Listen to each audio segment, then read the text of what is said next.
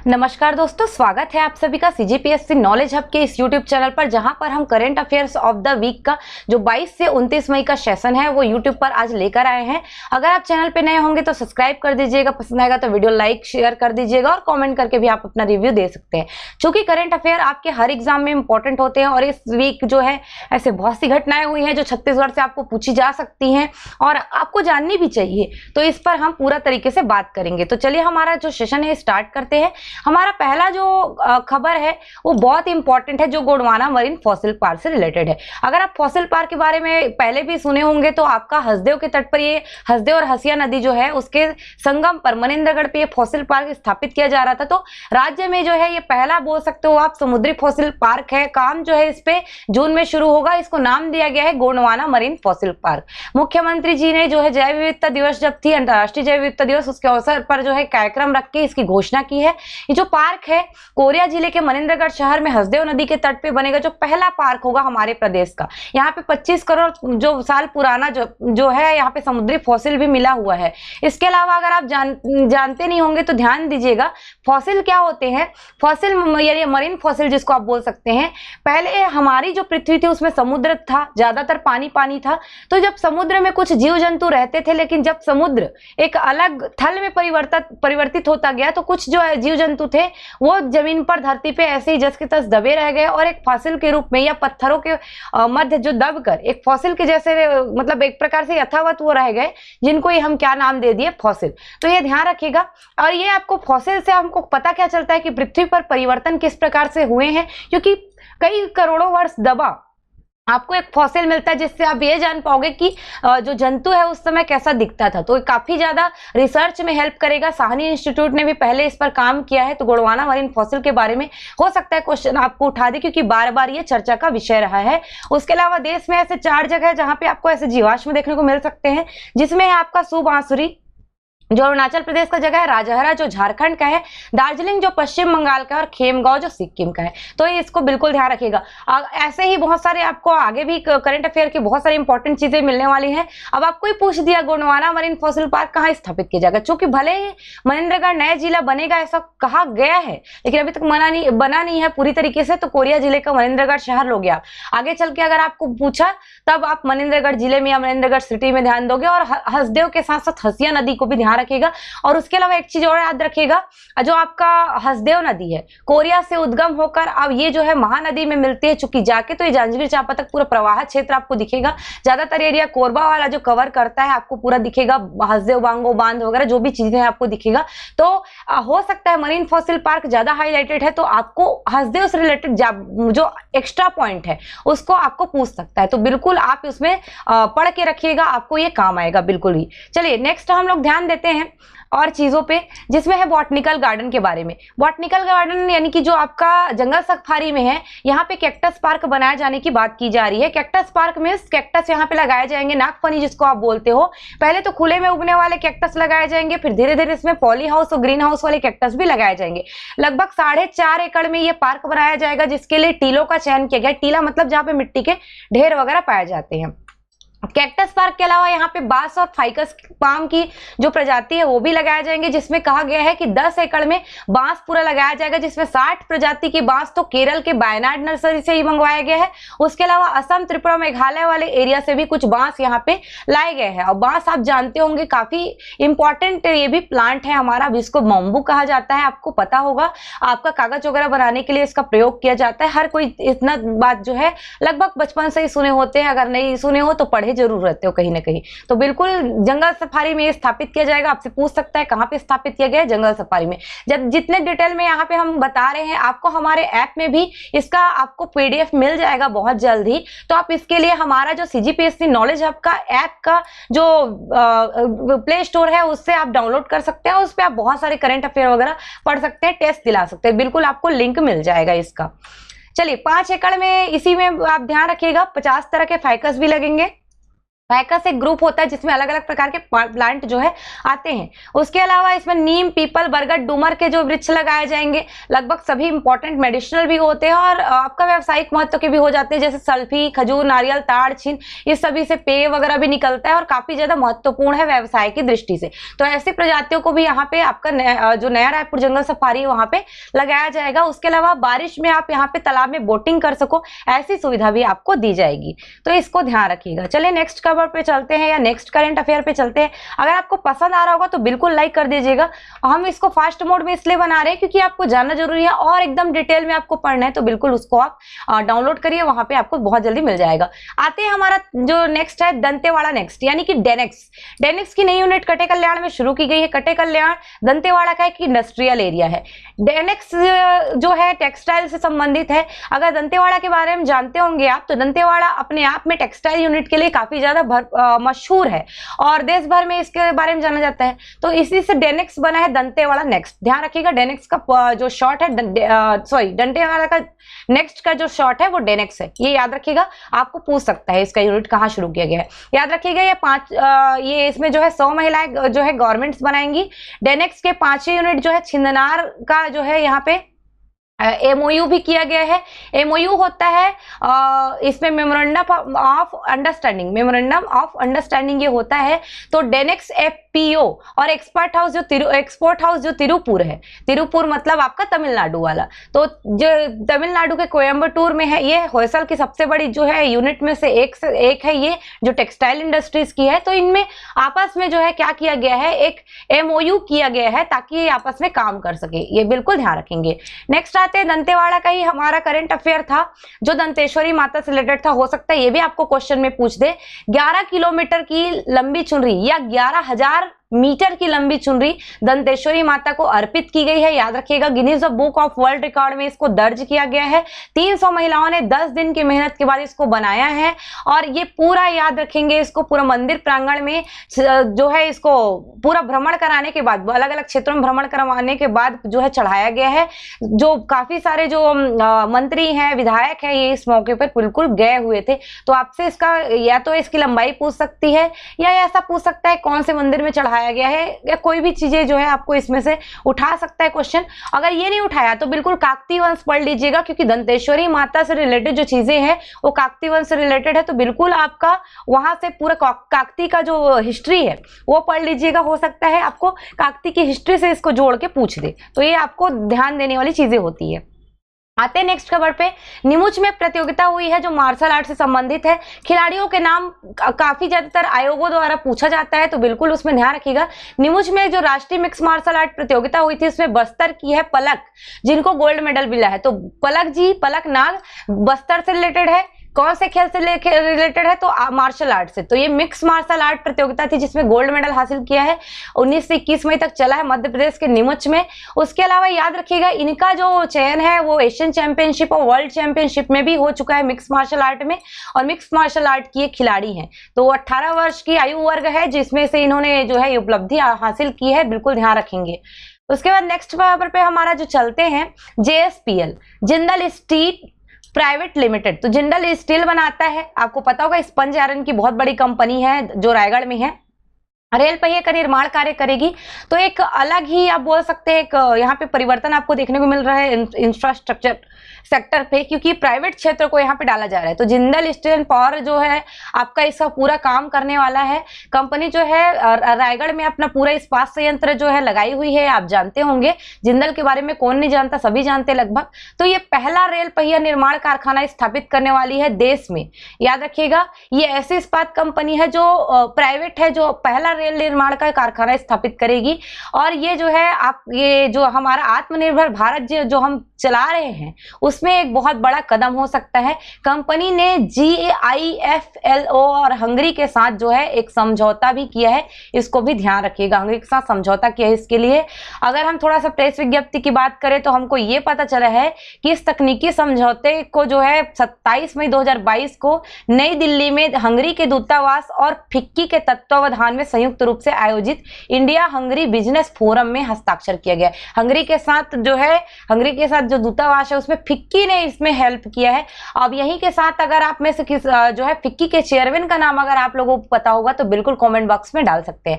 और अगर आप जो है नहीं जो है आप में से ऐसे कई लोग हैं जो जिंदल वाला है, जिंदल के बारे में जानते होंगे तो जिंदल के आप संस्थापक के नाम भी बता सकते हैं। उसके अलावा जिंदल के बारे में अगर आप कुछ और एक्स्ट्रा जानते हैं तो बिल्कुल आप हमें कमेंट बॉक्स में बता सकते हैं, तो आप इसको बिल्कुल डाल सकते हैं। चलिए थोड़ा सा मैं और बता दूं, रेल व्हील प्लांट भारतीय रेलवे के जो आधुनिकीकरण है उसको गति देगा, विश्व स्तरीय गुणवत्ता वाले पहिए भी उपलब्ध कराएगा। इसके अलावा आपको पता होगा सरकार का एक दूरदर्शी गति शक्ति अभियान है, उसमें भी ये भागीदार साबित होगा। तो याद रखिएगा किसको मिला है देश में पहली बार रेल पहिया निर्माण के लिए किसी प्राइवेट कंपनी को जो काम है वो किसको मिला है, तो ये JSPL रायगढ़ को। ये बिल्कुल ध्यान रखेंगे, इंपॉर्टेंट है क्योंकि अलग परिवर्तन देखने को मिल रहा है, याद रखिएगा।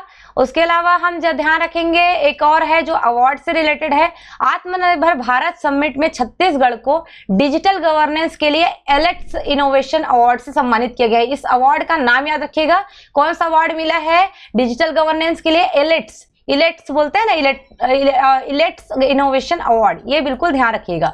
उसके अलावा ये कहाँ पे हुआ है, तो नई दिल्ली में कार्यक्रम आयोजित किया गया था जिसमें समाज कल्याण विभाग को ये अवार्ड दिया गया है। समाज कल्याण विभाग इसको देखता है और ये अवार्ड क्यों दिया गया है, तो NGO पंजीकरण को कंप्यूटरीकृत करने के लिए, जो पूरा मैनुअल है उसको कंप्यूटरीकृत करने के लिए और मान्यता और अनुदान प्रक्रिया जो है उसको भी ऑनलाइन करने के लिए दिया गया है, ये ध्यान रखेंगे। इलेट्स टेक्नो इंडिया के जो CEO है वो कौन है, रवि गुप्ता, इनको भी ध्यान रखिएगा। और इन्होंने यह अवार्ड समाज कल्याण विभाग के जो संचालक है P दयानंद जी, उनको ये दिया है। समाज कल्याण विभाग ने क्या काम किया था, जरूरतमंदों की मदद के लिए जब कोरोना काल था तब भी और बाद में भी हर संभव प्रयास किया और NGO मान्यता और अनुदान की जो प्रक्रिया है उनको ऑनलाइन कर दिया, जिससे जरूरतमंदों तक जो सुविधाएं हैं वो आसानी से पहुंचाई जा सके, ये याद रखेंगे। और विभाग ने एक और काम किया, अटैचमेंट के साथ जो डेटा थे उनको अनुकूलित तरीके से संधारित कर दिया, जिसके कारण जो है जो हितधारक NGO है या DDO कलेक्टर है या निदेशालय या सचिवालय या मंत्री है, सभी उपयोगकर्ता आसानी से देख सके। अगर आप सारे मैनुअल को ऑनलाइन कर दोगे तो कोई भी इसको देख सकता है, पढ़ सकता है, समझ सकता है। तो इस कार्य के लिए इलेट्स इनोवेशन अवार्ड दिया गया है डिजिटल गवर्नेंस के लिए, याद रखिएगा छत्तीसगढ़ को प्राप्ति ये अवार्ड हुआ है। उसके अलावा हम चलते हैं नेक्स्ट पे, जो मनरेगा से रिलेटेड है। 75 तालाब का निर्माण किया जाएगा। अब यहाँ पे क्वेश्चन आपसे क्या पूछा जा सकता है, 75 तालाब निर्माण या पुराने तालाबों का जो जीर्णोद्धार है उसको करने के लिए कौन सा एक योजना है जो काम करेगा, तो बिल्कुल याद रखिएगा अमृत सरोवर योजना। ये अमृत सरोवर योजना मनरेगा के तहत ये चलाई जाएगी और इसमें पूरा 75 तालाब जो है बनाए जाएंगे। कहाँ पे, हर एक जिलों में 75 तालाब। याद रखिएगा मनरेगा महात्मा गांधी राष्ट्रीय ग्रामीण रोजगार गारंटी जो है आपका, ये हमारे लिए कानून है क्योंकि हमको गारंटी देता है रोजगार का, तो ये बिल्कुल ध्यान रखिएगा। इस कानून और ग्रामीण विकास की जो दूसरी योजनाएं हैं उसके माध्यम से पूरा उसकी जो है इस तालाब निर्माण की क्रिया को संपन्न किया जाएगा। इसका शुभारंभ जो है जब तालाब बन जाएगा तो किसी स्वतंत्रता संग्राम सेनानी या उसके परिवार के सदस्यों द्वारा या ऐसे लोग जो आजादी में अपना प्राण न्यौछावर किए हैं या किसी सैनिक के परिजन हैं या पद्म पुरस्कार से सम्मानित हैं, तो ऐसे लोगों से करवाया जाएगा। उसके अलावा अगर ऐसे लोग नहीं मिलते हैं तो अमृत सरोवर के निर्माण के लिए जो चयनित गांव है उसमें कोई ऐसा व्यक्ति जो ग्राम पंचायत का सबसे वरिष्ठ नागरिक हो वो इस तालाब का शुभारंभ करेगा, ध्यान रखिएगा। उसके अलावा इसमें एक चीज और याद रखिएगा, अमृत सरोवर की जो आधारशिला रखने के लिए भी जो है यहाँ पे ऐसे लोगों का ही चयन किया जाएगा जो उपरोक्त ऊपर में बताए गए हैं। स्वतंत्रता संग्राम सेनानी, आजादी में जो शहीद हुए हैं ऐसे लोगों के परिवारजन, उन्हीं को बुलाया जाएगा। उसके अलावा यहाँ पे नीम, पीपल, बरगद जैसी प्रजाति के पौधे भी लगाए जाएंगे, जहाँ पे प्रत्येक स्वतंत्रता दिवस के अवसर पर ध्वजारोहण किया जाएगा, क्योंकि ध्वजारोहण में भी इन्हीं लोगों को बुलाया जाएगा। और याद रखिएगा नीम, पीपल, बरगद ऐसे प्लांट है जो आपके लिए प्रकृति के लिए काफी हेल्पफुल होते हैं। आप सभी जानते होंगे पीपल बहुत ज्यादा मात्रा में ऑक्सीजन देता है, नीम भी काफी ज्यादा महत्वपूर्ण है, बरगद भी महत्वपूर्ण है। सभी का अपना अपना रोल है। कोरोना काल में जब ऑक्सीजन की कमी हुई थी तब बिल्कुल यहाँ पे कहा गया था पीपल पेड़ लगाइए, तो आप लोग बिल्कुल लगा सकते हैं अभी भी। तो ध्यान रखिएगा तालाबों का जीर्णोद्धार के लिए कौन सी योजना है, मिशन अमृत सरोवर, बिल्कुल इसको याद रखिएगा। तालाब बहुउद्देशीय होंगे क्योंकि इसमें जल संरक्षण तो किया ही जाएगा, भूजल स्तर को बनाने का प्रयास भी किया जाएगा, साथ ही इसको सिंचाई के लिए, मछली पालन के लिए भी प्रयोग में लाया जाएगा। तो ये आपका इंपॉर्टेंट है। नेक्स्ट हम चलते हैं हरियाली प्रसार योजना के तहत जिसमें किसानों को 50 से 5,000 पौधे मिलेंगे। हरियाली प्रसार योजना केवल और केवल किसानों के लिए है। ध्यान रखिएगा, वन विभाग इसको चला रहा है, वन विभाग ही इसको पूरा मेंटेन करेगा। पौधरोपण के लिए जो है निजी जमीन पर जो किसान हैं उनको अपनी निजी जमीन पर पौधारोपण करने के लिए उनको प्रेरित करेंगे। इसमें निःशुल्क खाद, कीटनाशक, रियायती दर पे पौधा, ये सारे उपलब्ध किसानों को करवाएंगे। इस योजना के तहत किसानों को पौधा हमारा जमीन आपका अभियान से जोड़कर भी योजना का लाभ उठाने के लिए किसानों को प्रेरित करेगा, बिल्कुल उनको जागरूक करने का भी प्रयास करेगा। वन विभाग ने योजना केवल और केवल किसानों के लिए जो है शुरू की है। ये आपको पूछ सकता है, पहले भी योजना चल रही थी, थोड़ा सा इस पे एक इनोवेट कर दिया गया है, हल्का सा ध्यान रखिएगा। तो किसानों को कई स्कीम भी मिलेंगी, कई लाभ भी मिलेंगे। जो भी इच्छुक किसान होंगे उसको इच्छित प्रजाति का जिनका वो चाहते हैं 50 से 5,000 पौधे वो ले सकते हैं, अपने निजी जमीन पर रोपित कर सकते हैं। योजना के तहत प्रति पौधा 22 रुपए, सामान्य पौधों के लिए 23.25 रुपए, क्लोनल नीलगिरी पौधे के लिए तथा 43.25 ग्राफ्टेड फलदार पौधों के लिए व्यय जो है आकलित किया गया है। इतना व्यय करेगी गवर्नमेंट करके, यानी कि वन विभाग 22 रुपए किसके लिए, आपका सामान्य पौधा, 23.25 नीलगिरी जो क्लोनल रहेगा और 43.25 जो ग्राफ्टेड फलदार पौधे हैं, तो इनके लिए जो आपका वन विभाग है वो व्यय करेगा। उसके अलावा याद रखिएगा, इसी में थोड़ा सा जो गड्ढा खुदाई करना है वो किसान स्वयं की वजह से करेगा। निंदाई, जुताई, गुड़ाई, कीटनाशक खाद के लिए निर्धारित व्यय भी विभाग द्वारा दिया जाएगा। द्वितीय और तृतीय वर्ष में जो जीवित पौधे हैं उनको देखेंगे पहले वन विभाग वाले लोग आके, तो रख रखाव, कीटनाशक दवा के लिए जो है निर्धारित राशि से कीटनाशक, उर्वरक आदि के क्रय कर हितग्राहियों को उपलब्ध कराएंगे इन लोग। 1 साल बाद यदि किसान द्वारा रोपित पौधा 80% जीवित रहता है तो प्रति पौधा 1 रुपए की दर से अगले 2 वर्ष तक अनुदान दी जाएगी। कहने का तात्पर्य यह है वन विभाग पूरा निगरानी करेगा। पहले जो है दूसरा और तीसरा वर्ष में जो जीवित पौधे हैं उनको रख रखाव के लिए कीटनाशक दवा हो या उर्वरक जो भी है वो वन विभाग देगा। और ये भी देखेगा कि 1 साल तक क्या पौधा जीवित है। अगर 1 साल तक पौधा 80% जीवित है तो फिर 1 रुपए की दर से ना अनुदान भी 2 वर्षों तक दिया जाएगा। किसको, किसान को पैसा देंगे हम, तो एक तरीके से प्रोत्साहित करेंगे। 5 से 6 साल बाद रोपित काष्ठ का औसत उत्पादन 100 टन प्रति हेक्टेयर का होगा। 5 से 6 सालों में संभावित आय जो है प्रति टन 3500 रुपए, यानी कि प्रति हेक्टेयर 3.5 लाख रुपए होगी। इसलिए किसानों को एक प्रकार से हम किसानों की आय दुगनी करना जो बोलते हैं ना, इनको बढ़ाने के लिए एक एडिशनल हम काम को बढ़ावा दे रहे हैं ताकि लोग खेती किसानी के अलावा ऐसे पौधारोपण भी कर सके, पर्यावरण भी स्वच्छ रहेगा, उनका इनकम भी होगा। आते हैं नेक्स्ट में जो बारसूर दंतेवाड़ा का है, जहां पे राज्य का पहला मॉडल हाट शुरू किया गया है। मॉडल हाट जहां पे आपको सभी चीजें मिलेगी, एंट्री से लेके एग्जिट तक एक जगह पूरा दिया जाएगा, सब चीज की सुविधा मिलेगी। इसको याद रखिएगा, गीदम या बारसूर, गीदम का जो बारसूर है वहां पे किया गया है। बारसूर आपको पता होगा मंदिरों एवं तालाबों की नगरी, जब आपस में एक साथ बोल देते हैं, पहले जमाने में कहा जाता था बड़े बड़े मंदिर है, मामा भांजा मंदिर, चंद्रादित्य मंदिर, इस तरीके से बहुत बड़े मंदिर है यहाँ पे। पूरा काकतियों से भी रिलेटेड है, छिंदक नागवंश से रिलेटेड है। ये सारी चीजों को आप वहां पे बिल्कुल पढ़ सकते हो। और बिल्कुल ध्यान रखिएगा, ये सारे बारसूर के जितने भी इंपॉर्टेंट चीजें हैं उसको अलग से आप पढ़ लीजिएगा। बारसूर में फिलहाल तो हम करेंट पे है, तो पहला मॉडल हाट पे बात करते हैं। तो ये अपना इनका अलग महत्व है क्योंकि ग्रामीण अर्थव्यवस्था को ये बढ़ावा देगा। बारसूर ऐसा क्षेत्र है, दंतेवाड़ा ऐसा क्षेत्र है जहां पे ग्रामीण अर्थव्यवस्था ज्यादा फल फूल रही है, क्योंकि वहां के लोग जो है अपने जल जमीन जंगल वाली जिंदगी जीते हैं, खासकर आदिवासी परंपरा पर पूरा एरिया आधारित है। तो यहाँ पे काफी चीजें इस मॉडल हाट के माध्यम से क्रय विक्रय में सुविधा जो है प्रदान की जा सकती है गवर्नमेंट के द्वारा, ताकि लोग वहां पे आकर क्रय विक्रय कर सके। बात करें तो खाद्य सामग्री जो वहां पे लाएंगे लोग मॉडल हाट बाजार में, यहाँ पे बेचेंगे भी। अगर मान लीजिए सुरक्षित रखना है तो ड्राई और कोल्ड स्टोरेज की सुविधा भी देंगे, ताकि आप अगर नहीं बेच पाए किसी चीज को और बच गया तो अगले बाजार में आप उसको बेच पाओ, इसके लिए सुरक्षित रह सको। यहाँ पे पूरा जगह को घेर दिया जाएगा। उसके अलावा यहाँ पे शेड और चबूतरा भी बनाया जाएगा ताकि एक ही स्थान पर क्रय विक्रय किया जा सके। उसके अलावा यहाँ पे टंकी, विद्युत, महिला पुरुषों के लिए शौचालय की व्यवस्था भी होगी, वन धन केंद्र भी होंगे। पूरा तरीके से यहाँ पे एक बोल सकते हो मॉडर्नाइज किया जा रहा है मॉडल हाट बाजार के रूप में। तो ये राज्य का पहला मॉडल हाट बाजार कहाँ शुरू किया गया है? बारसूर दंतेवाड़ा में, जो गीदम क्षेत्र में है। बिल्कुल ध्यान रखिएगा, क्वेश्चन कभी भी पूछ सकता है। डिटेल इसलिए जरूरी है क्योंकि आपको थोड़ा बहुत दिमाग में रहे ये बात। नेक्स्ट पे चलते हैं हम। यहाँ पे मिलेट्स कैफे, छत्तीसगढ़ का पहला मिलेट्स कैफे खुला है कहाँ पे? रायगढ़ में। क्वेश्चन पूछ सकता है। मिलेट्स ऐसे अनाज है, मोटे अनाज जो आपको फायदेमंद होते हैं, तो ये ध्यान रखिएगा, राज्य का पहला है। इसकी खासियत है रागी और कोदो जैसे अनाज जो है वो मिलने वाले लजीज पकवान। इस कैफे की जो है क्या रहेगी? खासियत रहेगी। याद रखिएगा, वहां के कलेक्टर भीम सिंह ने जो है इसका शुभारंभ किया है और ये प्रदेश का पहला है। ये बिल्कुल ध्यान रखिएगा, रायगढ़ में मिलेट्स कैफे प्रदेश का पहला मिलेट्स कैफे है। मिलेट क्या होते हैं? तो मोटे अनाज होते हैं। रागी कोदो जिसको सरकार खरीदती किस पे है? समर्थन मूल्य पे, तो इसी से बनाया जाएगा। उद्यमिता को बढ़ावा देगा, महिला समूहों को इसके माध्यम से प्रोत्साहित किया जा सकेगा। तकनीकी जो सहयोग है महिला एवं बाल विकास विभाग और ट्रांसफॉर्मिंग रूरल इंडिया फाउंडेशन, इनके द्वारा किया जा रहा है। बहुत ही मोस्ट इंपॉर्टेंट पॉइंट है, ये याद रखेंगे।